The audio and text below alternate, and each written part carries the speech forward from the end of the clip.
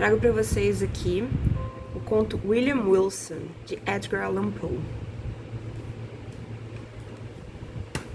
Começa com uma epígrafe.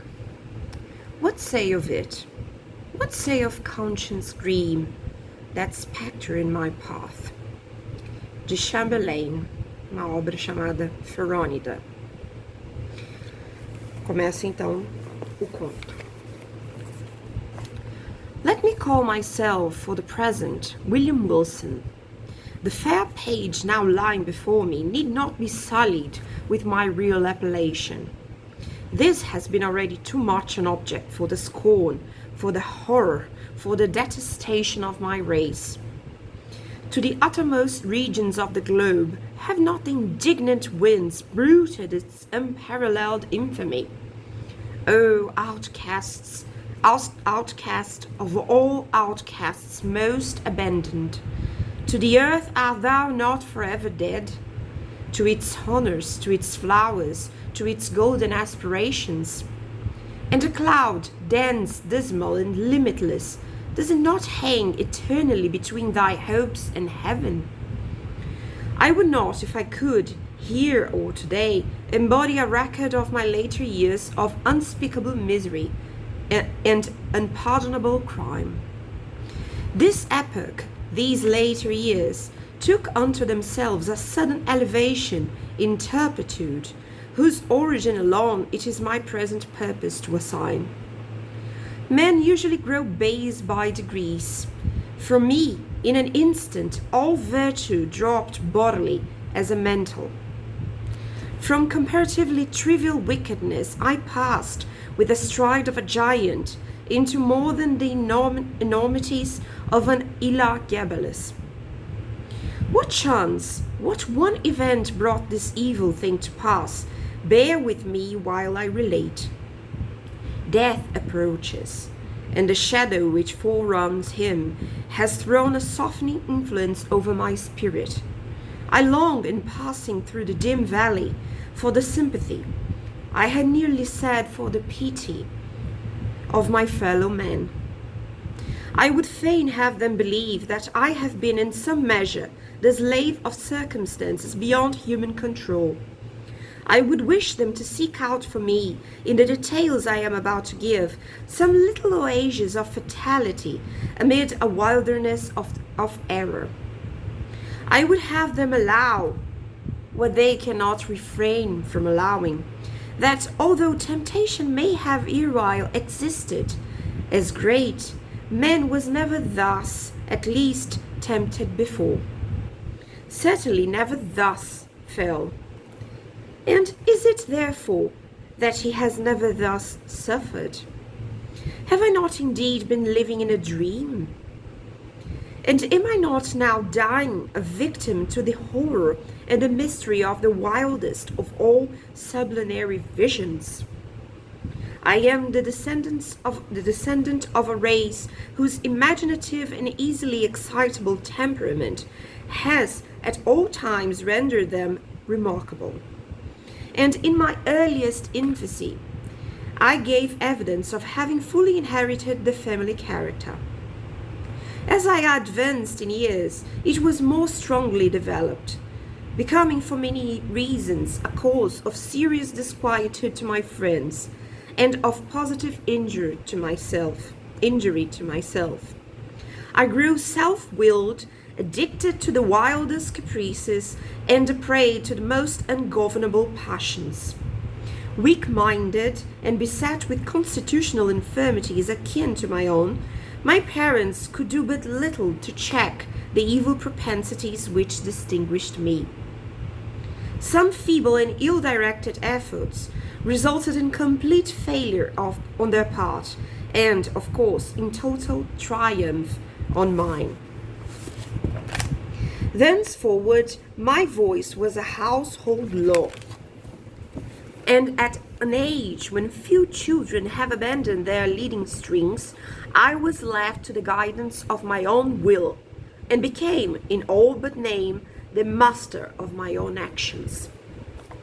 My earliest recollections of a school life are connected with a large, rambling Elizabethan house, in a misty-looking village of England, where were a vast number of gigantic and gnarled trees, and where all the houses were excessively ancient. In truth, it was a dreamlike and spirit-soothing place, that venerable old town. At this moment in fancy, I feel the refreshing chilliness of its deeply shadowed avenues, inhale the fragrance of its thousand shrubberies, and thrill anew with an undefinable delight at the deep hollow note of the church bell, breaking each hour with sullen and sudden roar upon the stillness of the dusky atmosphere in which the fretted Gothic steeple lay embedded in the sleep. It gives me, perhaps, as much of pleasure as I can now in any manner experience to dwell upon minute recollections of the school and its concerns. Steeped in misery as I am, misery, alas, only too real, I shall be pardoned for seeking relief, however slight and temporary, in the witness of a few rambling details. These, moreover, utterly trivial and even ridiculous in themselves, assume to my fancy adventitious importance, as connected with a period and a locality when and where I recognize the first ambiguous monitions of the destiny which afterwards so fully overshadowed me. Let me then remember. The house, I have said, was old and irregular.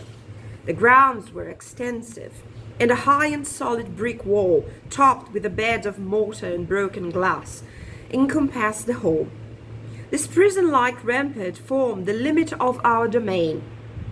Beyond it, we saw but thrice a week, once every Saturday afternoon, when, attended by 2 ushers, we were permitted to take brief walks in a body through some of the neighboring fields, and twice during Sunday, when we were paraded in the same formal manner to the morning and evening service in the one church of the village. Of this church, the principal of our school was pastor. With how deep a spirit of wonder and perplexity was I wont to regard him from our remote pew in the gallery, as, with step solemn and slow, he ascended the pulpit. This reverend man, with countenance so demurely benign, with robes so glossy and so clerically flowing, with wig so minutely powdered, so rigid and so vast, could this be he who, of late, with sour visage and in snuffy habiliments, administered ferule in hand, the draconian laws of the academy? O gigantic paradox, too utterly monstrous for solution!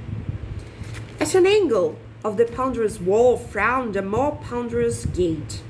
It was riveted and studded with iron bolts, and surmounted with jagged iron spikes. What impressions of deep awe did it inspire! It was never opened save for the 3 periodical egressions and ingressions already mentioned.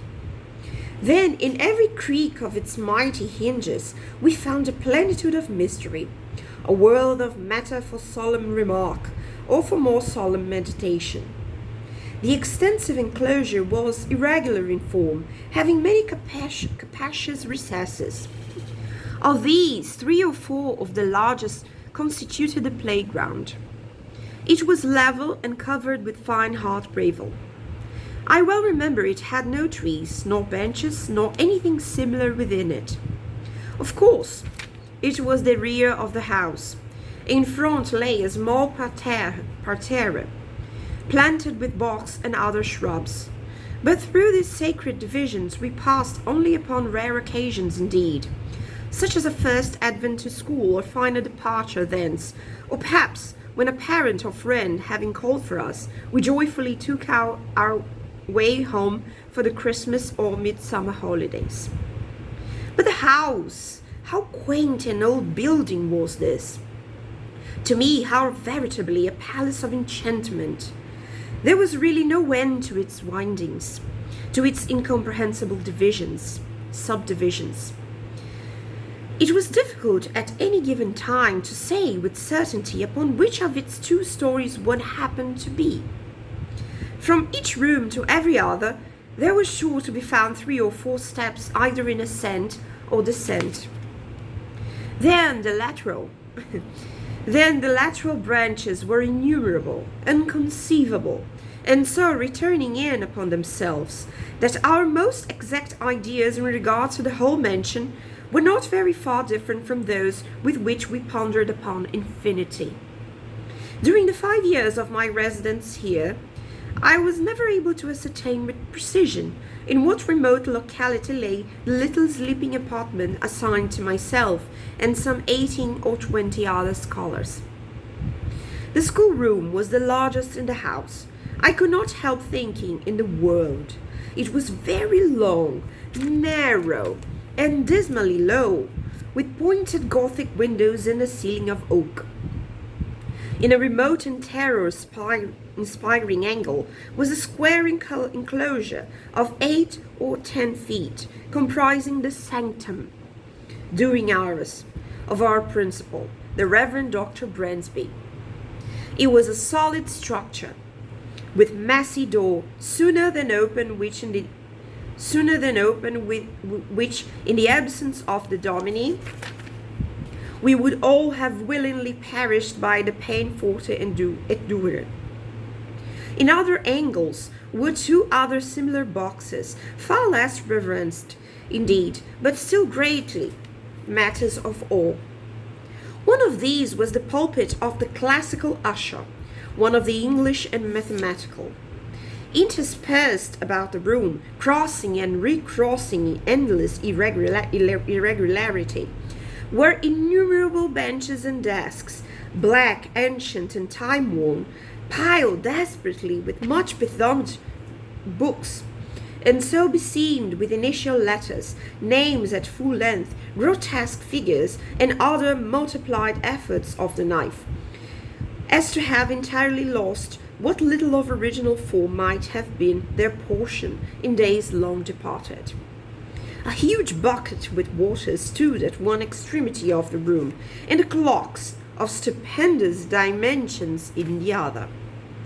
Encompassed by the massy walls of this venerable academy, I passed, yet not in tedium or disgust, the years of the 3rd lustrum of my life.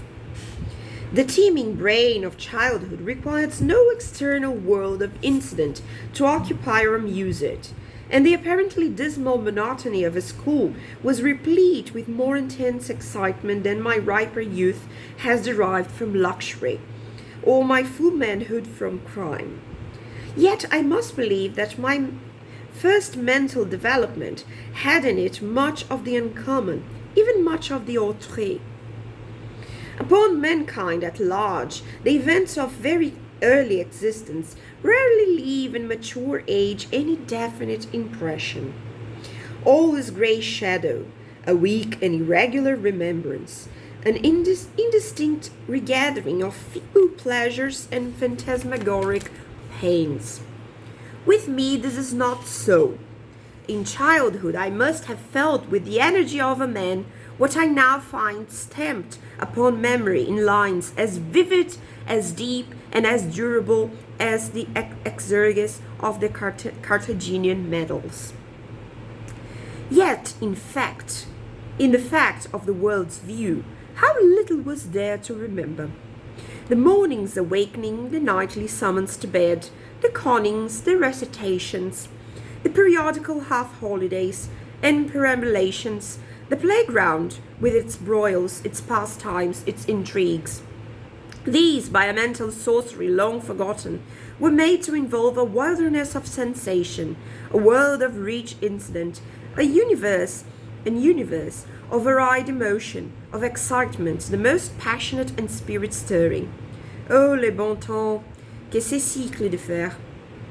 In truth, the ardor, the enthusiasm, and the imperiousness of my disposition soon rendered me a marked character among my schoolmates, and by slow but natural gradations gave me an ascendancy over all not greatly older than myself, over all with a single exception. This exception was found in the person of a scholar who, although no relation, bore the same Christian and surname as myself. A circumstance, in fact, little remarkable, for, notwithstanding a noble descent, mine was one of those everyday appellations which seem by prescriptive right to have been, time out of mind, the common property of the mob. In this narrative I have therefore designated myself as William Wilson, a fictitious title not very dissimilar to the real. My namesake alone, of those who in school phraseology constituted our set, presumed to compete with me in the studies of the class, in the sports and broils of the playground, to refuse implicit belief in my assertions and submission to my will. Indeed, to interfere with my arbitrary dictation in any respect whatsoever. If there is on earth a supreme and unqualified despotism, it is the despotism of a master mind in boyhood over the less energetic spirits of its companions. End of part 1.